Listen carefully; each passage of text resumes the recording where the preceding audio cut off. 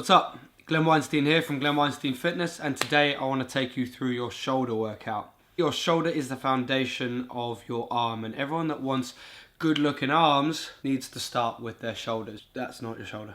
You need to start with your shoulders. Your shoulder is the foundation, and without that nice teardrop shape, you're just not going to have a good shape to your arms. Now, something I want to mention to all of you is the importance of rotator cuff training. I have been training my rotator cuff for a long time now because of an injury I had a few years ago where I tore my arm clean out of its socket going in the reverse direction. So I've had to do a lot of rehab on my shoulder, and rotator cuff work has been incredibly important for me. That being said, you can very easily and quickly overtrain your rotator cuff. So the exercises you see now, me doing cable pull-ins, pull-outs, pull-overs, pull-ups and arches, and notice my arm comes right next to my ear, elbow ends up by the ceiling, pointing to the ceiling. All of that is to engage my rotator cuff group because it's a group of muscles. I do encourage you to do this exercise, but I don't want you doing it before every shoulder day, and I don't want you going nuts because if you're not used to training your rotator cuff, you can easily overtrain it. Now, points to remember: when you're training this group in this way using a cable, I want you to keep everything at 90 degrees. So the cable should be at the right height for you to be at 90 degrees here, okay? And I want your elbow to be tucked in real tight to your side. None of this winging, because any sort of winging means that when you actually go to pull, you're going to be using a bit of this lat movement here and a bit of chest as well. You have to try your best to take both of those big muscle groups out of the picture and just use the rotational part of your shoulder group, okay? So that means if you're starting with a cable pull in, elbow tucked in real tight to your body, grab the cable and pull round. Now I'm trying to bring my scapula round and extend the width of my back. Really, really important. The second most important thing to know when you're doing these rotator cuff exercises is that you have to use a lighter weight than you think, because any sort of emphasis that you're feeling in your major deltoid is just kind of betraying the fact that you've picked a weight too heavy. As an example, my single arm dumbbell press weight is around 40 kilos in each hand, but the amount of weight I use to do my rotator cuff work is about 3 kilograms. So if you're weak in your shoulders, really all you're doing is mobilizing your shoulder through this range. You don't even really need to put resistance on there. So after my rotator cuff warm-up, I go straight into a behind the head barbell military press. Again, it's very important that you're aware of two things in this position: your wrist flexibility in order to rack the weight into the correct position. The next most important thing is the movement from your elbow. I'm really thinking hard about driving my elbows straight up through the line that my forearm creates. I don't want any sort of movement coming from my elbow.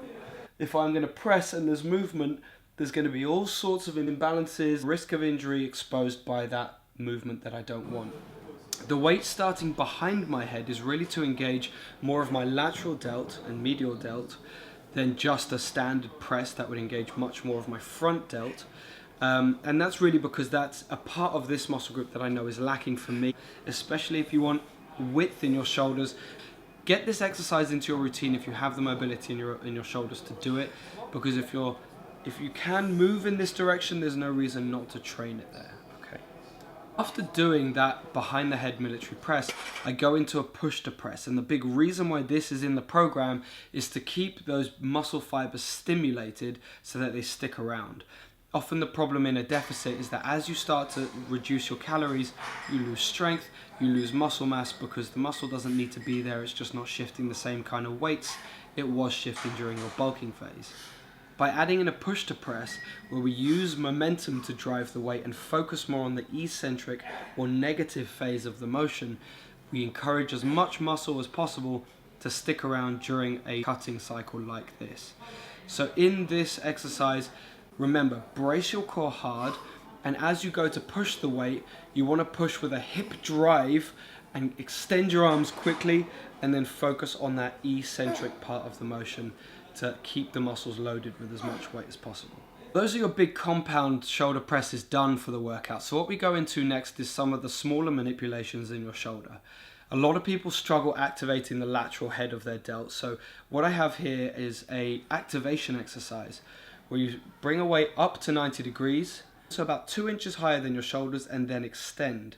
What you're going to find that does is really turn on that medial band of muscle in your delt and help you activate your lateral delt during heavier raises. After some activations, I increase into a working weight for the superset where I do full lateral raises into a prone fly for my rear delt, and then a shoulder kick back to really engage my rotator cuff group and rear delt as well. Try your best to be quite strict with this motion. Don't allow too much of a bounce to come from your chest or your hips, and just pull the weight as high as you can. What I'm trying to do there is get my elbows as high as I can behind my back, and it's really important you keep a flat back during your shoulder kickbacks to maintain your posture as true as possible. After that, you go into your next superset, which is a shoulder press. Focusing on the medial part of your delt with this shoulder press by facing into the machine and by keeping your elbows pulled back. Okay, my shoulder blades are basically pulled towards each other, so that during my pressing part of this motion, I'm activating as much of my medial delt as possible. And I go from that exercise directly into a wide grip upright row, which you can see again is going to accentuate my traps, lateral head of the deltoid, and rhomboids as well somewhat. So I've shown you there from a few angles, so you can see that the motion isn't 100% strict, but I'm trying to keep my elbows up as high as possible. After that, you go into some really heavy shrugs. Now, if you're going to shrug heavy, I suggest using wraps, because typically your grip will fatigue before your shoulders do.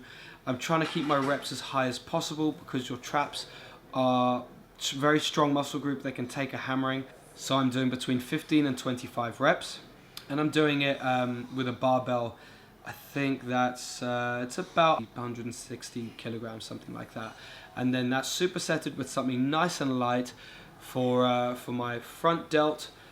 So I go from that into an alternating front raise with some nice light weights to again encourage as much blood flow into the muscle as possible and keep a good pump in the shoulders, keep me nice and hot. As you continue through this workout, your shoulders will feel like they're about to drop off. So having supersets that couple heavy weights with light weights is a good way to keep the volume as high as possible and still have an emphasis on muscle growth during this exercise. That's the bulk of the workout done for your shoulders, and what I go to next is really a metabolic booster, something to really jack my heart rate up.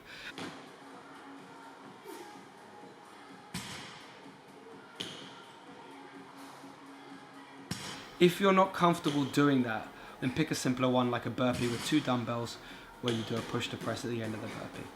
The idea is that this is a full body motion that engages my shoulders in an explosive way. Finally, the very last exercise that I do in this workout is a kettlebell shoulder press. The reason why I'm on one knee is to eliminate any movement that's going to help cheat this exercise. And what you'll see me doing is keeping the weight racked directly in front of me. This is the kettlebell racked position. I want the weight directly in front of me, and the first part of the motion is driving that weight straight up before I allow my elbow to turn out.